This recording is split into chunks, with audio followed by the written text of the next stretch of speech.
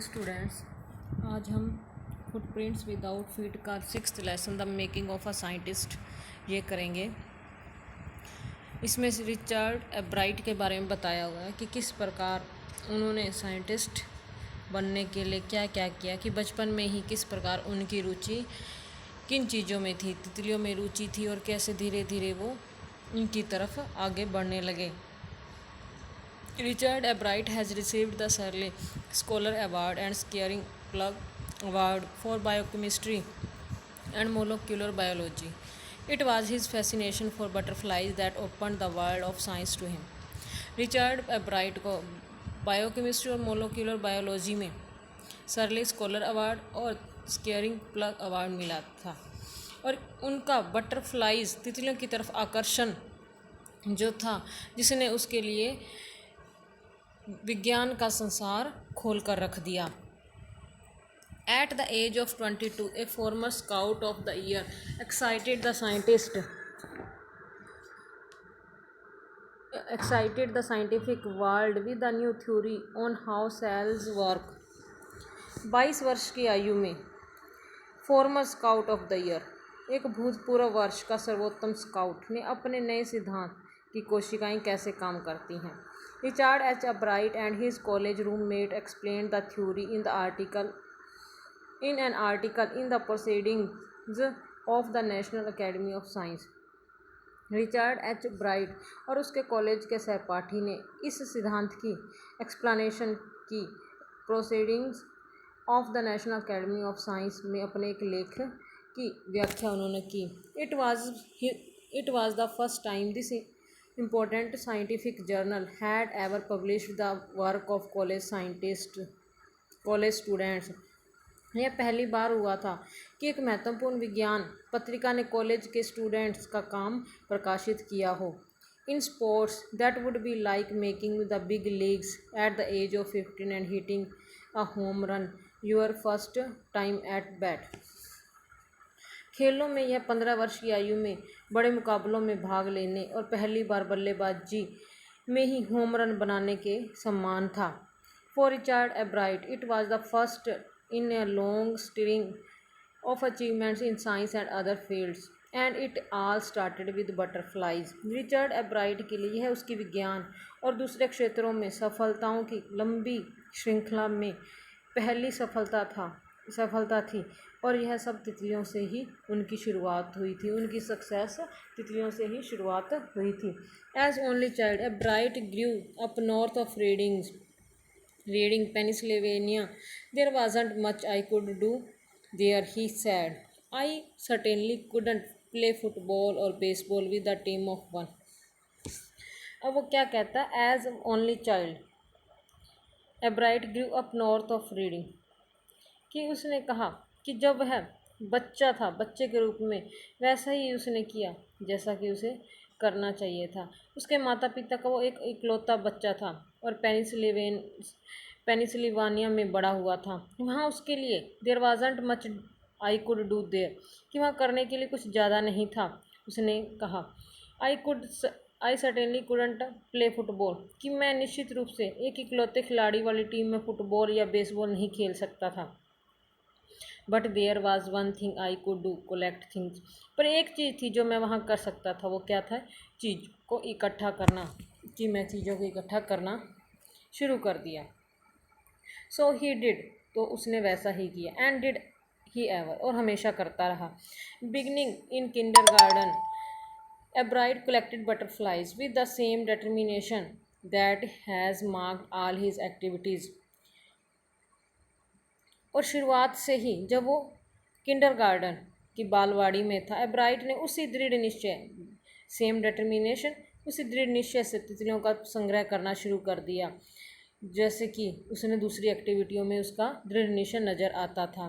He also collected rocks, fossils and coins, और उसने और चीज़ें भी इकट्ठा करता था, जैसे कि चट्टानों के टुकड़े, जीवाश्म और सिक्के भी इकट्ठा करता था।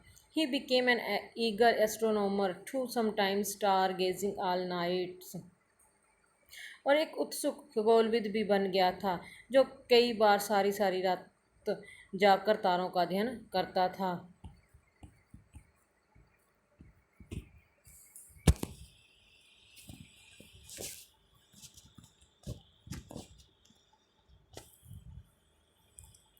From the first he had a driving curiosity along with a bright mind. शुरू से ही उसमें व्यग्र बहुत ज़्यादा जिज्ञासा के साथ तेज दिमाग था। ही also had a mother who encouraged his interest in learning।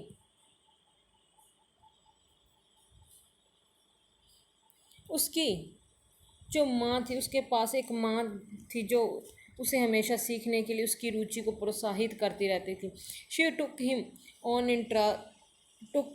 on trips।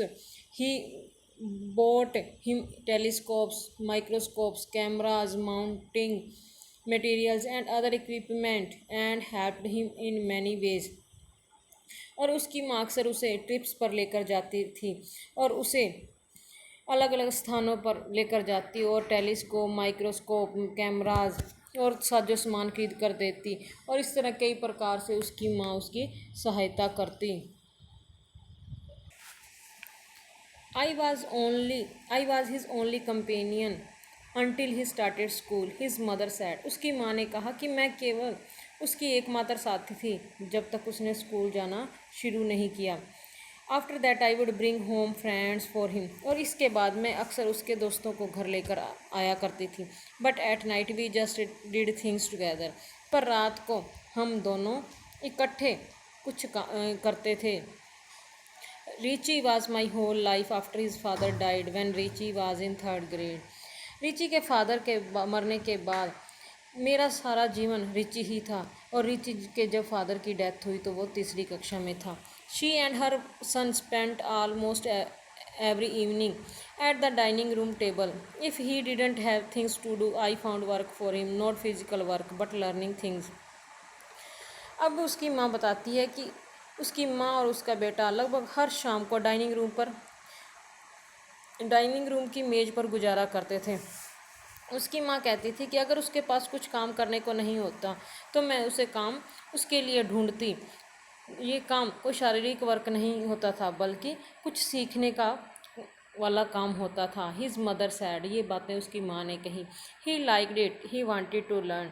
और जो भी मैं उसके लिए नया काम ढूंढ कर देती तो उसे बहुत अच्छा लगता और वो भी सीखना चाहता था। And learn he did. और उसने सीखा भी। He earned top grades in school. और वो स्कूल में भी सबसे उच्च दर्जा भी प्राप्त करता था। On every day things he was just like every other kid, his mother sad. दैनिक कार्यों में भी वह किसी अन्य बच्चे की तरह था, उसकी माँ ये बातें कहती है। By the time he was in the second grade a bright had collected all 25 species of butterflies found around his hometown।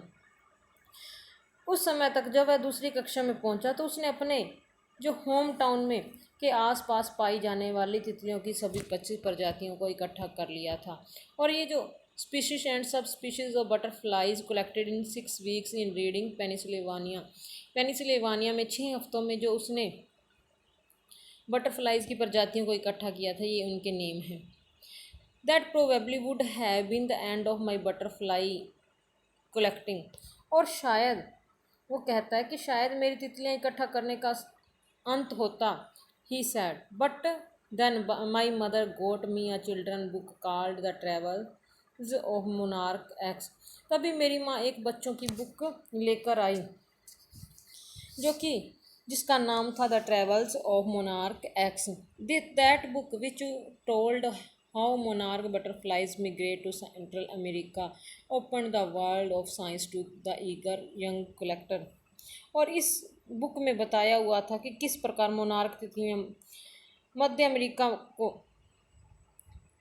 प्रव्रजन करती हैं और उन्हें इस बुक ने एक उत्सुक नन्हे कलेक्टर के लिए साइंस की दुनिया खोल कर रख दी। उसमें बताया हुआ था कि मोनार्क बटरफ्लाई जो हैं वो सेंट्रल अमेरिका में किस प्रकार मिग्रेट करती हैं, तो वो चीज़ें बताई हुई थी। और धीरे धीरे इस छोटे एवराइट के लिए साइंस की दुनिया इस बुक ने खोल कर रख दी थी।